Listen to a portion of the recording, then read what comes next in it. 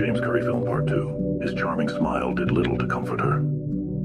She laid down her satchel next to the large leather couch and kept her smaller purse on her within reach of her cold hands.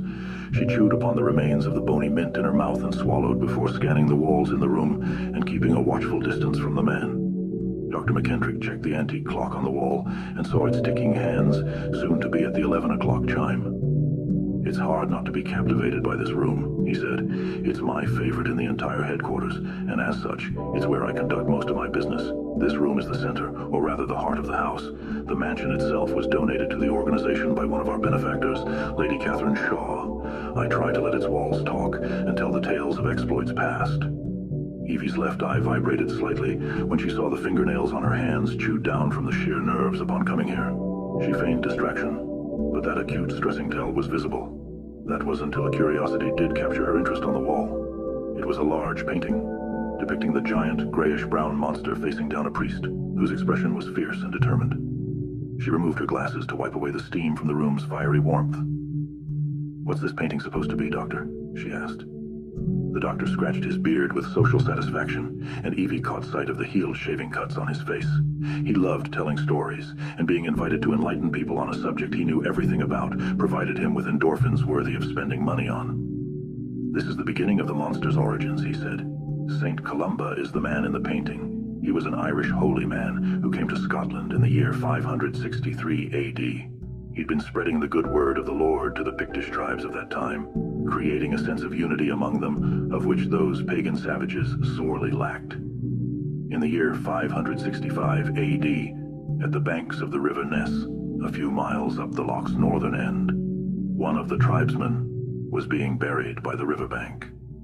St. Columba asked the men what had happened, to which they told him he'd been partially eaten by a large water beast. After being told this, Columba sent one of his own companions out to swim across the river, and lo and behold, a great beast rose from the depths. However, St. Columba was brave and determined. He made the sign of the cross and ordered the monster to go back to wherever it came. It then vanished, never to bother the saint or his tribe ever again." Evie turned from the painting and saw the doctor was standing right next to her.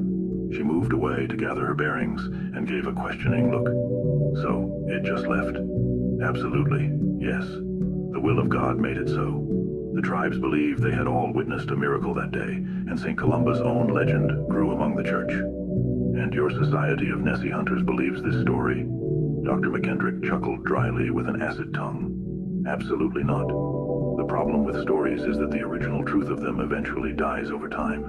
The original account of St. Columba facing the monster was written over 100 years after the event happened. And after that, for hundreds of years, there was seemingly nothing to write about when it came to the creature."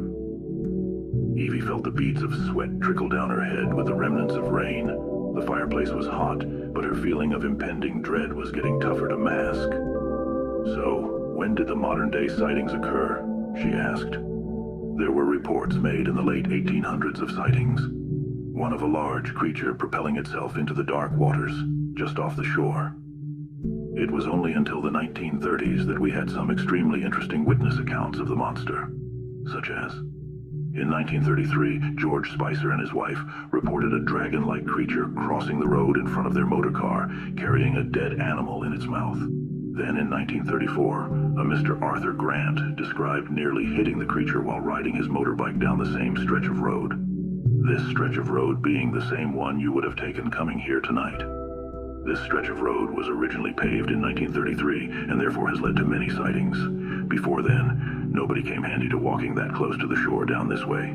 Mind you, like all stories, the written word can also be unreliable.